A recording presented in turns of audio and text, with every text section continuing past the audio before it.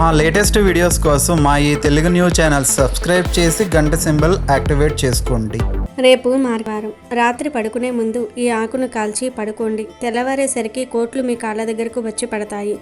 కష్టాలు పోతాయి, సమస్యలు పోతాయి, అష్టైశ్వర్యాలు వస్తాయి.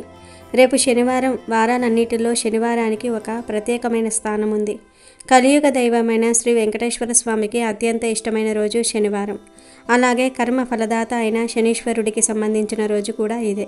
అందుకే శనివారం నాడు మనం చేసే చిన్న చిన్న పూజలైనా, చిన్న చిన్న పరిహారాలైనా మన తలరాతను మార్చే శక్తిని కలిగి ఉంటాయి. మనిషి అన్నాక కష్టాలు రావటం సహజం. కానీ ఆ కష్టాలు తీరనివిగా మారినప్పుడే అసలు సమస్య మొదలవుతుంది. ఎంత సంపాదించినా చేతిలో చిల్లిగవ్వ నిలవటం లేదని, చేసిన అప్పులు తీరటం లేదని, ఇంట్లో ఎప్పుడూ ఏదో ఒక అనారోగ్యం, గొడవలు జరుగుతూ ఉన్నాయని చాలామంది బాధపడిపోతూ ఉంటారు. ఇలాంటి దరిద్ర బాధలన్నీ తొలగిపోయి సాక్షాత్తు ఆ లక్ష్మీదేవి కటాక్షం మన మీద పడాలంటే శనివారం నాడు కొన్ని నియమాలు పాటించాలి. అలాగే ఈ వీడియోలో చెప్పబోయే ఒక అద్భుతమైన ఆకు పరిహారాన్ని రాత్రి పడుకునే ముందు ఖచ్చితంగా చేసుకోవాలి. అసలు శనివారం రోజున ఉదయం నిద్రలేచిన దగ్గర నుండి మనం చేసే పనులే మనకు లక్ష్మీ కటాక్షాన్ని తీసుకువస్తాయి. ముఖ్యంగా శనివారం నాడు తలస్నానం చేసి వెంకటేశ్వర స్వామిని ఆరాధించడం వల్ల ఏలినాటి శని, అష్టమ శని దోషాలు తగ్గుముఖం పడతాయి. శనివారం నాడు పొరపాటున కూడా కొన్ని వస్తువులను మనం ఇంటికి తీసుకురాకూడదు. ఈ వస్తువులను తెలుసో తెలియకో ఇంటికి తెస్తే మనతో పాటే దరిద్రాన్ని కూడా ఇంటికి పిలిచినట్లే అవుతుంది. ఈరోజు పొరపాటున కూడా ఇనుముకు సంబంధించిన వస్తువులను కొనకూడదు. ఇనుము సాక్షాత్తు శనీశ్వరుడికి సంబంధించినది. దాన్ని శనివారం నాడు ఇంటికి తేవటం వల్ల గొడవలు పెరుగుతాయి. అలాగే శనివారం నాడు వంట నూనెను, నువ్వుల నూనెను కూడా కొనకూడదు. ఒకవేళ నూనె అవసరం ఉంటే శుక్రవారమే తెచ్చి పెట్టుకోవాలి తప్ప శనివారం నాడు నూనె ప్యాకెట్లు, నూనె డబ్బాలు ఇంటి గడప దాటించి లోపలికి తేయకూడదు. అలాగే నల్లటి బట్టలు, తోలు వస్తువులు అంటే లెదర్ బెల్ట్లు, పర్సులు, చీపురు కట్టలు, ఉప్పు వంటివి శనివారం నాడు కొనటం వల్ల ఆర్థిక నష్టాలు కలుగుతాయని మన పెద్దవాళ్ళు చెప్తూ ఉంటారు. కాబట్టి శనివారం రోజు ఈ వస్తువులు కొని ఇంటికి తెచ్చుకోవద్దు. అలాగే శనివారం రాత్రి పడుకునే ముందు ఈ చిన్న ఆకు పరిహారాన్ని చేసి చూడండి, మీ జీవితమే మారిపోతుంది. మరి శనివారం రోజు రాత్రి ఏ ఆకును కాల్చాలి, ఆ ఆకు రహస్యం ఏమిటో వివరంగా తెలుసుకుందాం. వీడియోలోకి వెళ్లే ముందు ఒక చిన్న కథను విందాం. ఫ్రెండ్స్, దయచేసి ఈ వీడియోకి ఇప్పుడే ఒక లైక్ చేయండి. మీరు చేసే ఒక లైక్ వల్ల ఈ వీడియో మరికొంతమందికి రీచ్ అవుతుంది. వాళ్ళు కూడా ఈ పరిహారం చేసుకుని లబ్ధి పొందుతారు. అలాగే కామెంట్ సెక్షన్లో జై శ్రీరామ్ అని కామెంట్ చేసి మీ భక్తిని చాటుకోండి. రంగాపురం అనే ఒక అందమైన గ్రామం సముద్రం పక్కన ఉంది. ఆ ఊరిలో చాలామంది చేపలు పట్టి అమ్ముకుని బ్రతికేవాళ్ళు. రమేష్ అనే వ్యక్తి తన భార్య కళ్యాణితో కలిసి అక్కడే ఉండేవాడు. రమేష్ కూడా చేపలు పట్టి అమ్ముకునేవాడు. ఒకరోజు పోలీసులు, ఊరి పెద్దలు ఒక కొత్త నియమం పెట్టారు. ఇకపై ఉదయం 4 గంటల నుండి మధ్యాహ్నం 2 గంటల వరకు మాత్రమే సముద్రంలో చేపలు పట్టాలి. ఎందుకంటే ఇప్పుడు వర్షాకాలం కాబట్టి సముద్రం చాలా ఉద్రిక్తంగా ఉంటుంది. ఎక్కువసేపు సముద్రంలో ఉండటం ప్రమాదం అని నియమం పెట్టారు. రమేష్ ఈ విషయం కళ్యాణికి చెప్పాడు. అయితే రేపు ఉదయాన్నే వెళ్ళి చేపలు పట్టి త్వరగా ఇంటికి వచ్చేయండి అంది కళ్యాణి. వచ్చే నెలలో మా పుట్టింట్లో పెళ్లి ఉంది కదా, అక్కడికి వెళ్ళాలంటే నాకు నగలు కావాలి.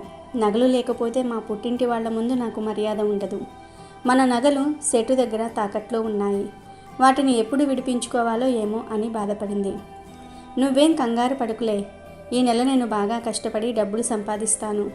ఆ డబ్బుతో నగలు విడిపించేస్తానులే అని రమేష్ ధైర్యం చెప్పాడు. అదే ఊర్లో వీరయ్య అనే మరో మత్స్యకారుడు ఉండేవాడు. అతను చాలా సోమరిపోతూ, కష్టపడకుండానే డబ్బు కావాలనుకునేవాడు. రమేష్ వెళ్ళి కొత్త నియమం గురించి వీరయ్యకు చెప్పాడు. ఏంటి వీరయ్య, ఇంకా నిద్రపోతున్నావా? మనం 12 గంటల తర్వాత సముద్రంలోనికి వెళ్ళకూడదట అన్నాడు రమేష్. ఎందుకు? 12 గంటలు దాటాక సముద్రం ఏమైనా మాయమైపోతుందా అని వీరయ్య వెటకారంగా అడిగాడు. సముద్రం మాయం కాదు, వర్షాకాలం కాబట్టి సముద్రం కోపంగా ఉంటుంది. కాస్త అటు ఇటు అయినా మనం సముద్రంలో మునిగిపోతాం అన్నాడు రమేష్. నేనేమీ నీ అంత పిరికివాడిని కాదు. నేను ఏ సమయంలో అయినా సముద్రంలో చేపలు పడతాను. ఆ నియమాలన్నీ నీలాంటి పిరికి వాళ్ల కోసం అంటూ వీరయ్య రమేష్ మాటలు అస్సలు వినలేదు. మరుసటి రోజు నుండి రమేష్ ఉదయం 4 గంటలకే చేపలు పట్టడం మొదలుపెట్టాడు. ఊర్లో ఉన్న ఇతర మత్స్యకారులందరూ కూడా ఉదయాన్నే చేపలు పట్టి అమ్ముకోవడానికి వెళ్ళారు. మరోవైపు వీరయ్య ఆలస్యంగా నిద్రలేచాడు. అమ్మో, అప్పుడే 12 గంటలు అయ్యిందా? రాత్రి ఎక్కువసేపు తాగి పడుకున్నాను. సర్లే, ఇప్పుడైనా సముద్రం దగ్గరికి వెళ్ళి చేపలు పడతాను అనుకున్నాడు. వీరయ్య వల పట్టుకొని సముద్రం దగ్గరకు వెళ్ళాడు. కానీ అక్కడ ఉన్న అధికారులు అతన్ని ఆపారు. ఏంటి, నీకు పచ్చి పట్టిందా? ఈ సమయంలో ఇక్కడికి ఎందుకు వచ్చావు? మధ్యాహ్నం 12 గంటల తర్వాత ఇక్కడ ఎవరూ ఉండకూడదని తెలియదా అని కోపంగా అడిగారు. సార్, నేను 14 ఏళ్లప్పటి నుండి ఇక్కడే చేపలు పడుతున్నాను. నాకు ఈ సముద్రం బాగా తెలుసు. దయచేసి నన్ను చేపలు పట్టుకోవడానికి అనుమతించండి అని వీరయ్య బ్రతిమలాడాడు. కుదరదు. నీకు అవకాశం ఇస్తే అందరూ వస్తారు. నువ్వు చేపలు పట్టాలనుకుంటే ఉదయం 4 గంటలకే రావాలి అంటూ అధికారులు వీరయ్యను అక్కడి నుండి పంపించారు. రమేష్ చెప్తూ ఉంటే ఏమో అనుకున్నాను, కానీ ఈ అధికారులు నిజంగానే సముద్రం వైపుకు పంపటం లేదు. ఇప్పుడు ఖాళీ చేతులతో ఇంటికి వెళ్తే నా భార్య తిడుతుంది అని వీరయ్య ఆలోచించుకుంటూ ఇంటికి వెళ్తున్నాడు. దారిలో అతనికి రమేష్ ఇల్లు కనిపించింది. రమేష్ ఇంటి బయట చేపలతో నిండిన ఒక బుట్ట ఉంది. అరే, ఈ బుట్ట నిండా చేపలు ఉన్నాయి. వీటిని అమ్ముకుంటే బాగా డబ్బులు వస్తాయి. రమేష్ కష్టపడి పట్టినట్టు ఉన్నాడు. నేను వీటిని దొంగిలించి అమ్ముకొని డబ్బులు సంపాదించుకుంటాను అంటూ వీరయ్య రమేష్ ఇంటి ముందున్న చేపల బుట్టను దొంగిలించి పట్టణానికి వెళ్ళాడు. ఇంతలో రమేష్ ఇంటి లోపల నుండి బయటకు వచ్చి చూస్తే చేపల బుట్ట కనిపించలేదు. అయ్యో, నా చేపల బుట్ట ఇక్కడే కదా పెట్టాను. కళ్యాణి, నా చేపల బుట్టను చూసావా అని అడిగాడు. లేదండి, నేను చూడలేదు. అసలు చేపల బుట్ట బయట ఎందుకు పెట్టారు? ఇంట్లోకి తీసుకురావాల్సింది కదా అంది కళ్యాణి. పట్టణానికి వెళ్తున్నాం కదా, అమ్మాల్సిన చేపల్ని ఇంటికి ఎందుకు తేవటం అని బయటే పెట్టాను. ఎవరో దొంగిలించినట్టున్నారు అని అన్నాడు. దొంగ ఎక్కడికి వెళ్తాడు? నేరుగా సంతకే కదా వెళ్తాడు. ఒక్కసారి సంతకెళ్ళి చూడండి, మన బుట్ట ఎవరి దగ్గర ఉందో తెలుస్తుంది అని చెప్పింది కళ్యాణి. రమేష్ వెంటనే సంతకు వెళ్ళాడు. సంతలో వీరయ్య రమేష్ చేపల బుట్టను తన ముందు పెట్టుకుని చేపల్ని అమ్ముతూ ఉన్నాడు.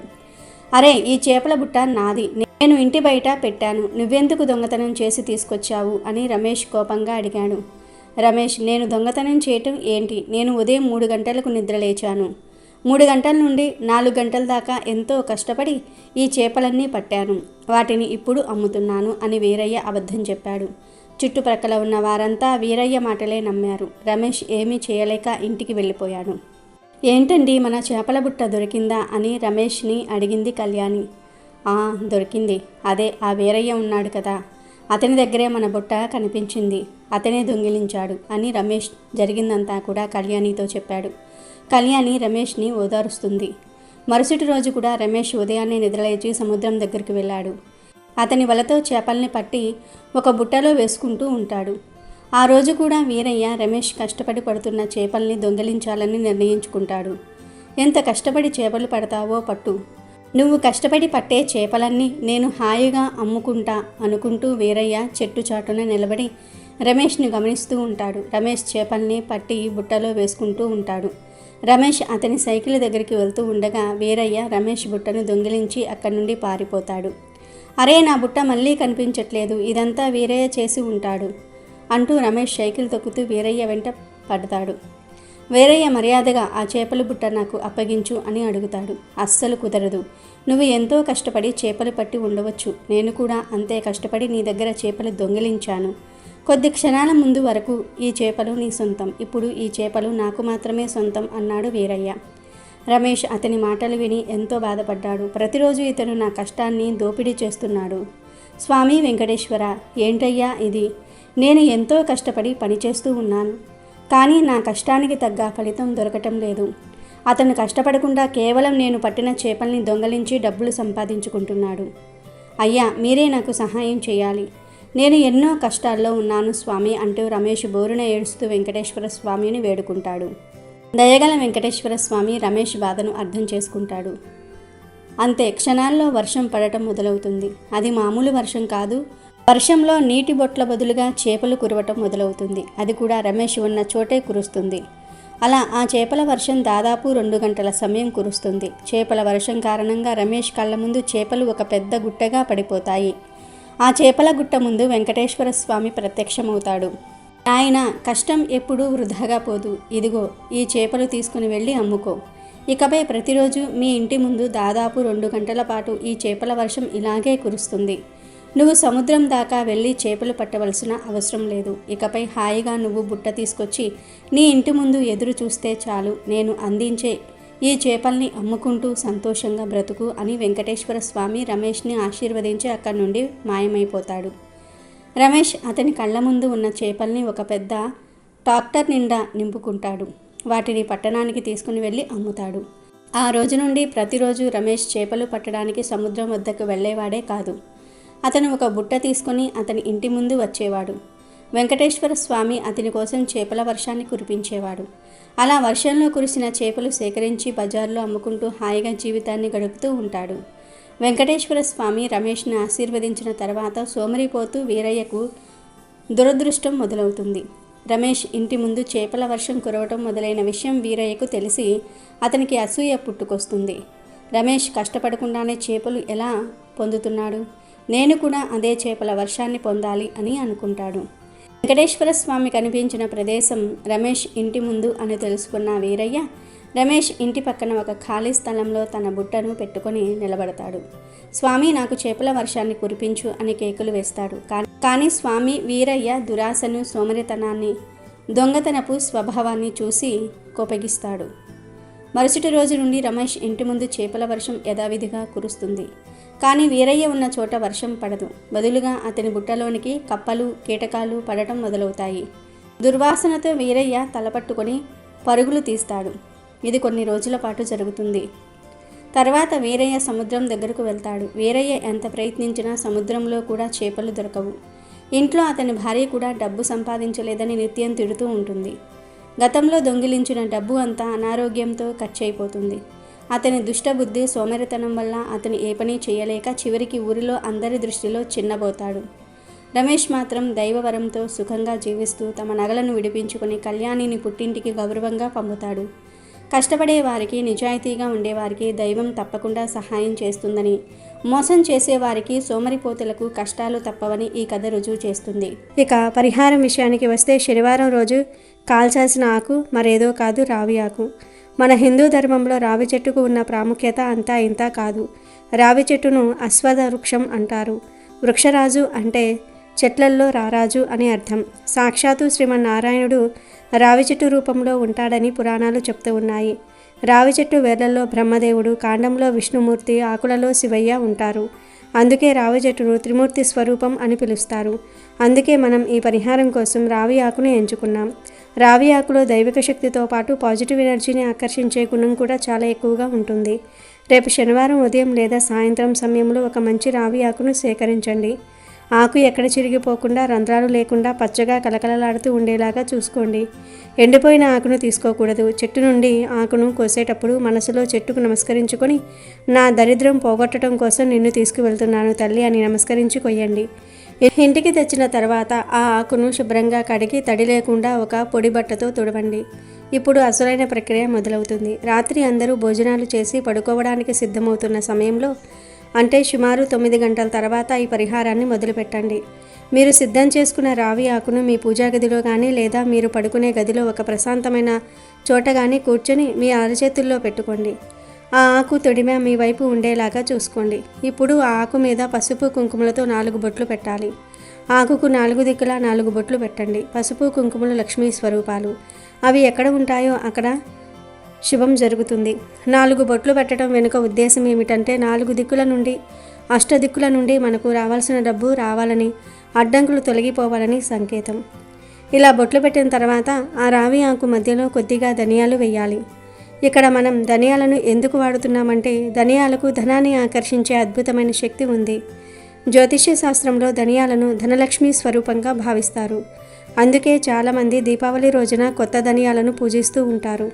ధనియాలు అంటేనే ధని అంటే డబ్బును ఇచ్చేవి అని అర్థం. మన వంటింట్లో ఉండే ఈ చిన్న గింజల్లో ఆర్థిక ఇబ్బందులను తొలగించే శక్తి దాగి ఉంది. బుధగ్రహానికి సంబంధించిన ఈ ధనియాలు మన వ్యాపారంలో లాభాలు వచ్చేలాగా, మనకు రావాల్సిన బాకీలు వసూలు అయ్యేలాగా చేస్తాయి. అందుకే ఒక చిన్న గుప్పెడు ధనియాలను తీసుకుని లక్ష్మీదేవిని మనసులో తలుచుకుంటూ ఆ రావి ఆకు మధ్యలో వేయండి. ఆ ధనియాలు వేసేటప్పుడు నాకున్న ఆర్థిక కష్టాలన్నీ తీరిపోవాలి, నా చేతిలో డబ్బు నిలవాలి అని బలంగా కోరుకోండి. ఇప్పుడు ఆ ధనియాల పైన ఒక ఎండుమిరపకాయను కూడా పెట్టండి. ఎండుమిరపకాయని ఎందుకు పెడుతున్నామంటే మన ఎదుగుదలను చూసి ఓరవలేక ఏడ్చేవాళ్ళు ఏడుపు మన మీద పడిన నరదృష్టి నరకోశ పోవడానికి ఎండుమిరపకాయ అద్భుతంగా పనిచేస్తుంది. నరుడి ఏడ్పుకి నల్లరాయి కూడా పగులుతుంది అని పెద్దలు అంటూ ఉంటారు. మనకి ఎంత సంపాదన ఉన్నా ఇలాంటి దిష్టి దోషాలు ఉంటే ఆ డబ్బు ఆవిరైపోతుంది, అనారోగ్యాల పాలవుతుంది.